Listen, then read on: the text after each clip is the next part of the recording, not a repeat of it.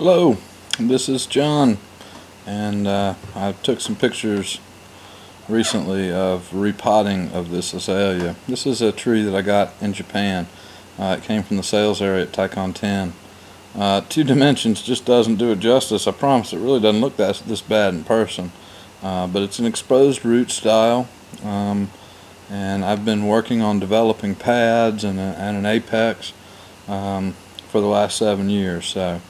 But anyhow, this is probably the second or third time I've repotted it, and let's go ahead and get started.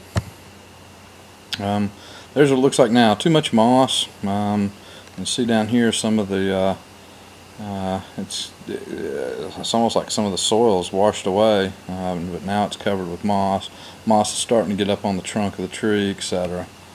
Definitely time to repot. I know that because as I water, the water does not drain through as well as it should. It takes a while for it to drain. I'm going to start today with just chopsticks and a rake with a spatula on the end. I'm going to start up near the trunk, and I'm going to use the chopsticks. I'm going to go ahead and try to get all the moss off the actual bark and trunk of the azalea and the roots, the exposed roots. I want to uncover all of those, get all the moss off of them, get them cleaned up during the repotting process.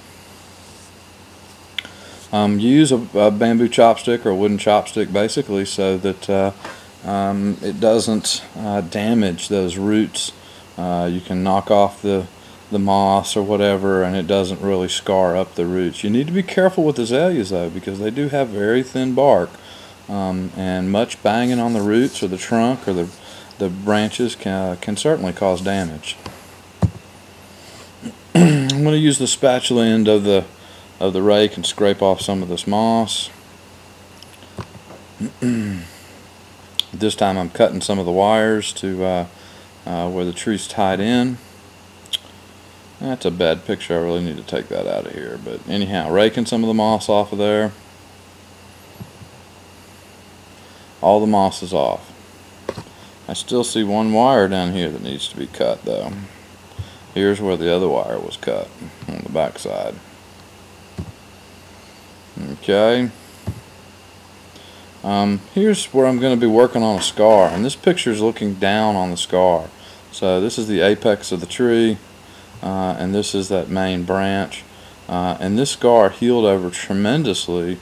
This was a great big nasty cut, and I've been working on getting it, but I'm going to take a very sharp knife and I'm going to scar the edges here, and then I'm going to put cut paste back on to try to encourage this to continue to heal over this scar.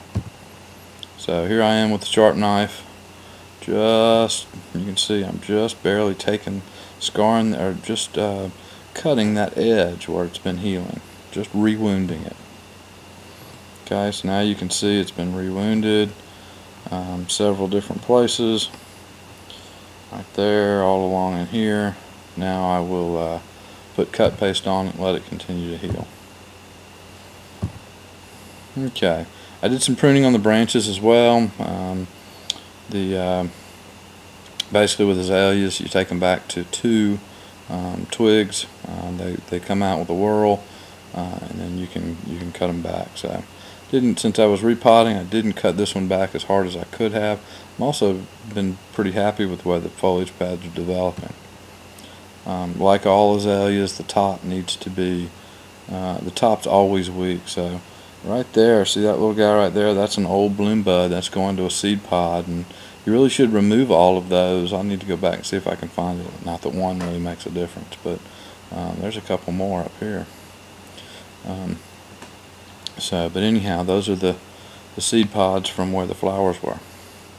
And typically, as soon as it's done flowering, I'll go through and remove them. But both of my big azaleas this year just had hundreds and hundreds of blooms on them. So I did go through and remove tons of them. Alright, here's where I cut the wire at the bottom of the pot, so I can pull the tree out of the pot, cut it at the top, cut it at the bottom. Here we go. Alright, there's what the tree is looking like. You can see tons of fibrous roots. Azalea has a really different root system than a maple or an elm, or it's almost more like a juniper. but even finer roots than a juniper. The good thing about that is it's very easy. For me, I've always had great success repotting azaleas. You can knock them back pretty hard, not like a maple. And since this is summertime, this repot did take place in probably mid-June, maybe late June, just a couple weeks after it stopped flowering. Yeah, if it was early spring, I could probably take it back harder, but since it's June, I'm not going to take it back quite as hard as I need to, but you'll see it goes back plenty. Alright, so now there's the pot. I'm going to put it back in this container, so one of the things I'll do is clean up this pot and re-add some wires in it so I can tie the tree down again once it's ready to go back in. Now we're ready to get started. So before I clean the surface, and now I'm really going to rake out the roots. The surface is where I want it. You can see the nabari. This tree doesn't have great nabari. Actually it does, because all this is really nabari. I mean, this is all exposed roots. So, but anyhow, I'm going to clean out this stuff and remove the old soil and another look at it. Again, pretty much same tools. I used the rake end, and this cleaned out pretty easily. This is just a couple of strokes through it. I'll also use chopsticks 2 at a time, and you can see when I'm using these chopsticks, I'm dragging them in a straight line away from the tree. What that does is help organize the roots. It keeps the it uncrosses some of the ones that are existing, and really puts them in a place where you can trim them, and then they'll be in a nice radial fashion, so that as they continue to grow and stuff in the future, you'll end up with a nice radial root spread. So I think that's one of the most important things you can do, is when you're using those chopsticks or that rakes, you start at the base of the tree and you drag in a straight line out to the edge of the root ball all the way around. More of the same.